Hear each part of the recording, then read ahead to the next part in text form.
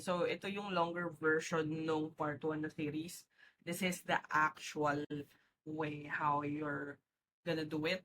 So, syempre punta ka sa Google, search mo types of virtual assistants. So, yan. Ito, makikita mo yung sa Upwork. Let's try kung mabubuksan natin yan. Types of virtual assistants. Okay.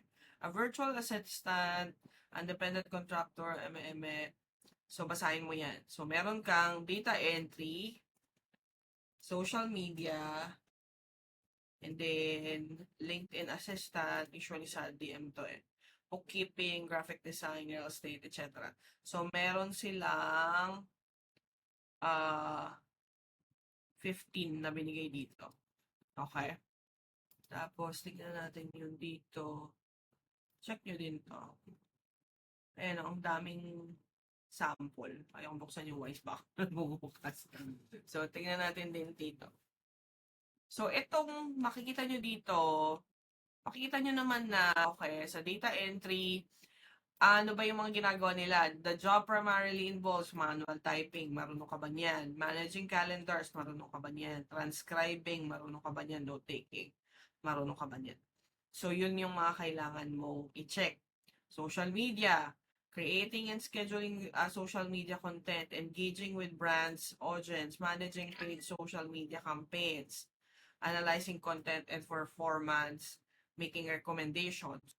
So, madami sa inyo gusto maging social media person, pero lahat ba to kaya nyong gawin? Kasi, ang social media, hindi lang naman yan for creating content or pag-schedule ng content or pag-post ng paggagawa ng caption. Marami pang involved dyan. So, sa mga nagsasabi na madali lang naman,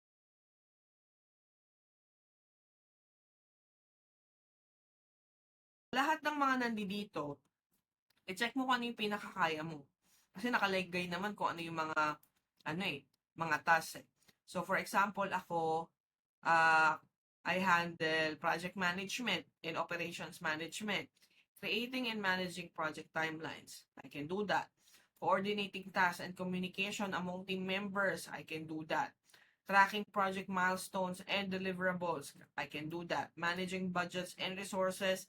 Preparing progress reports and updates.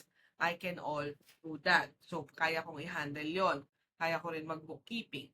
So, based dun sa, lagi kong sinasabi sa inyo, based sa experience nyo, based sa knowledge nyo nung nag-aaral kayo, sa mga ginagawa nyo, sa mga lumang, mga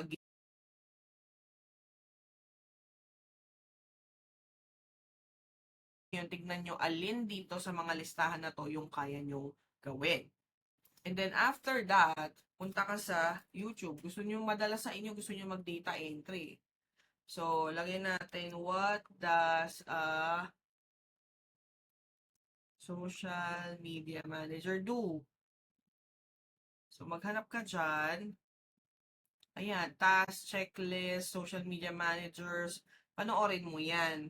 So, may beginners. So, panoorin mo to si Miss Bricks. So, panoorin mo siya. Tapos, check nyo yung mga ibang videos. Kung ano yung, kasi so, dun sa way nyo ng learning. So, for example, mas bet nyo yung way ko ng pag-i-explain. Hindi nyo bet yung pag-i-explain ng iba. Mas natututo ka rin sa akin. So, yun yung mga bagay na kailangan nyong tignan. Hindi ko pwedeng sabihin sa inyo kung sino yung magaling dyan kasi hindi ko pa naman sila napapanood. Okay? Kailangan nyo lang panoorin, kailangan nyo pumili, panoorin nyo, then take notes, take notes, take notes. So, isa pang gagawin nyo, magbukas kayo ng Google Sheet. So, di ba pag nagbukas kayo ng Google Sheet, lagay mo dito, social media, manage, tapos kung gusto mo data entry. Pwede kang lista mo dito, ano ba yung ginagawa ng social media manager. Lista mo dyan. Ano ba yung mga responsibilities niya. Tapos, task. Ay, task. Tools pala. So, from there, pumili ka siguro ng tatlo muna. So, social media, data entry, at saka lagay natin yung lead gen. So, ilista mo tong mga to. ito, lista mo yan sila. Tapos, from there, i-check mo sa roles, alin dun yung mga kaya mong gawin. And then, i-shortlist mo siya from, 'di ba, may 15 ka na nakuha dito, tsaka dito sa, ano na to. So, from that 15, pumili ka siguro ng top 3 mo. Tapos, yung top 3 mo, ilista mo yung mga roles nila, responsibilities, mga tools. Then, for example, social media manager, ano yung mga tools nila? Instagram, business, suite, buffer, etc. Si Legion, kailangan mo ng LinkedIn, kailangan mo ng Twitter, kailangan mo ng Facebook, IG. Ano pa yung tools dyan? Mga scraping tools. Tapos, ilista mo yung mga responsibilities. Social media manager, managing campaigns. Ano pa? Creating, ano tawag doon? Creating contents, editing content, uh, creating captions. So, ilista mo lahat ng mga responsibilities nila. From there, kunwari, marunong akong mag-edit ng content or video, i-green mo kunwari. Creating captions, kaya mong gawin kay ChatGPT, i-green mo. Instagram Business Suite, kaya mo. Tapos, same kay Legion. Tapos, tignan mo, at the end of your research, alin doon yung kaya mong gawin. Yung mas leaning ka na, okay, ito kaya kong simulan. And from there, makakapili ka na ng kung ano yung gusto mong i-pursue. 'Di ba? Kailangan mo lang naman dyan, check mo, alin yung pinaka-familiar ka, saan ka interested, alin yung kaya mong aralin agad. Kasi for example, Legion, kailangan mong mapag-usap dito sa mga tao sa via DM in English. So, gano'n ka kagaling mag-English. So, sa social media management, kailangan mo dito marunong ka gumamit ng ChatGPT, magaling ka mag-English, kailangan mo, kasi syempre gagawa ka ng captions eh. So, magaling kang mag-edit ng videos, magaling kang mag-edit ng graphics, marunong kang gumamit ng Canva. So, yung mga ganun yung kailangan mong i-research. Again, from 15, palitin mo siya, gawin mong tatlo, top 3 mo na pinaka-interested ka. And if yung tatlo na nakuha mo, hindi mo pa din kaya, then pumili ka ng tatlo ulit. Wala namang pumipigil sa'yo. Hanggang sa mahanap mo kung alin yung pinaka kaya mong simulan. Hindi mo kailangan na perfect yan na, for example, yung sa social media management. Hindi mo naman kailangan alam agad lahat yan eh. Kaya mo nga siya ililista para, okay, meron ka ng foundation and then you'll go from there. Doon ka okay, hindi ko pa alam kung paano magganito.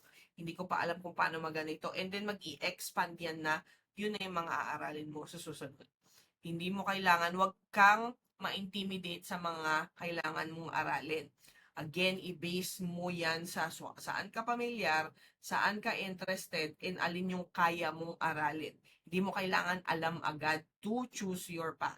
And again, kung hindi man kunwari nasimulan mo na sa social media management na naaral mo na siya, hindi naman masasayang yung pinag-aralan mo na yan kapag lumipat ka ulit sa susunod na kunwari na after a week na pagdesisyon mo, shit, di pala sa akin, para sa akin yung social media management. Pwede pala ako dapat sa data entry. Yung ganon. Kasi, yung mga pipiliin mo, it will change eventually. Pero lahat ng mga matututunan mo, hindi naman yan masisira, hindi naman yan masasayang. And another thing is, yung kapag na pumipili ka ng role din kasi, later on, dadating ka sa point na, okay, for example, ang gusto mong kunin is data entry. Pag naaral mo na yung data entry, kapag sinearch mo na yung market, hindi mo pa kasi kailangan i-search yung market ngayon kasi wala ka pang a-applyan. Ang kailangan mo, i-build yung something sa sarili mo na meron ka ng, ang tawag dito, meron ka ng foundation, meron ka ng mga skills na pwede mong i-offer. Then later on, kapag tapos mo na yan, kapag meron ka ng foundation, pwede ka na ulit ko, okay, data entry, ano yung mga napag-aralan mo, ngayon, mag-expand tong mga to. Okay, dahil nag-aral ako ng data entry, marunong na rin ako mag-chat GPT, marunong na rin ako mag-ganito, marunong na ako mag-ganito. Mapipili mo yung next path na pwede mo piliin or i-pursue. Then, malalaman mo later on, okay, pag data entry kasi, masyadong mataas yung competition, hindi madaling mag-apply kasi marami nga yung competition, ganito, ganyan, konti lang yung naghahanap.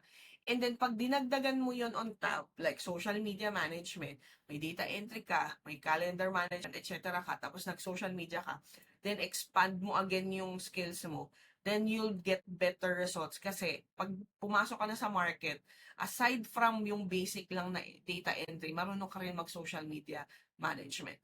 Then, yung value mo, kumbaga yung pwede mong i-offer sa company, mas lalaki. So, yun yung kailangan mong gawin. Yun kasi yung mali lagi ng iba. Ang ginagawa nila, hindi, kasi pag data entry lang, hindi mo naman yan, hindi ka naman makaka-apply agad kasi mataas ang competition. Of course, mataas yung competition. Wala naman nagsasabi na hindi. Kaya nga kailangan mo, you need to make yourself sellable. Kailangan mong maibenta yung sarili mo by adding skills on top of other skills. Hindi pwedeng data entry lang, data entry ka lang. Kailangan data entry, on top of that, ano pa yung next? Ano pa yung next? Ano pa yung next? Kailangan mong magkaroon ng maraming skills na pwede mong ibenta kay doon sa mga clients. Kasi si clients minsan, okay, kailangan niya data entry. And then after that, kung tapos na yung data entry job, tatanggalin ka na. You need to be someone na pwede nilang i-retain kasi okay, data entry yung una. Then after ng data entry job mo, ano pa yung other skills mo na pwede nilang ipagawa, other skills na pasok dun sa company and pwede nilang bigyan ka ng additional responsibilities. Yung wino-workout kasi natin dito is long-term plan. Hindi siya pang short-term lang na, okay, magkaroon na ka ng konting work, masaya ka na. And then, nakakuha ka ng data entry job, hindi naman yan umabot ng at least ng isang buwan. Masaya ka na ba doon? Hindi kasi yun yung goal natin. Ang goal natin is long term na maibibenta mo yung sarili mo, magkakaroon ka ng better client, magkakaroon ka ng mas better na opportunity later on kapag na-expand at na-hone mo yung skills na mga kailangan mo. Again, sa part na to, ang kailangan lang natin is pumili ng una at number one path na i-take mo. Hindi mo kailangan tama agad yung decision mo. Okay? Most beginners kasi ginagawa lahat sabay-sabay. Kaya sila nalilito, walang natatapos. Okay? The goal is long-term. Pasimulan natin sa small and then later on, mag-i-stack tayo ng skills kapag natapos na natin yung isa. After nito, may napili ka na, yung next step natin kung saan ka mag-aaral at yung gagawin mo next. Gagawa ako ulit ng another video na medyo longer version doing the actual work aside from yung ine-explain ko lang na nandoon sa ang tawag dito sa Facebook. Okay? I will post this longer video sa YouTube kasi yung screen kailangan mas malaki. Alright? Thank you everyone, and again, if this is helpful, if nakatulong to sa inyo in any way, please comment and share. And yeah, thank you everyone.